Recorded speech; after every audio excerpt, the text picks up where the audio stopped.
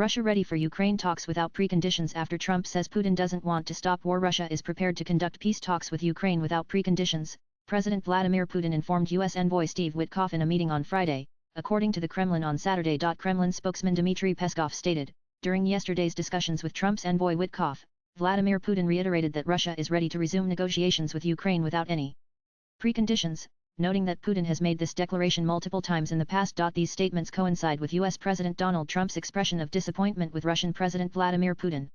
On Saturday, Trump criticized Putin for recent attacks on civilian areas in Ukraine and remarked, maybe he doesn't want to stop the war. In a post on Truth Social following his discussions with Ukrainian President Volodymyr Zelensky in Rome, Trump also speculated that Putin has to be dealt with differently, possibly through banking or secondary sanctions. There was no reason for Putin to be shooting missiles into civilian areas, cities, and towns, over the last few days, Trump said in the post. It makes me think that maybe he doesn't want to stop the war, he's just tapping me along, and has to be dealt with differently, through banking or secondary sanctions. Too many people are dying.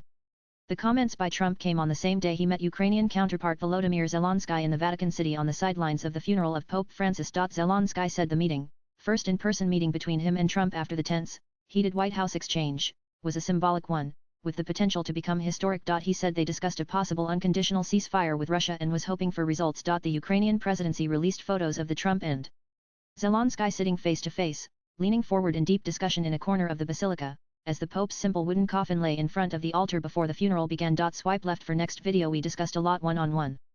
Hoping for results on everything we covered. Protecting lives of our people. Full and unconditional ceasefire. Reliable and lasting peace that will prevent another war from breaking out, Zelensky wrote on X. An aide to Zelensky described the meeting as constructive and the White House called it a very productive discussion. Latest blogs.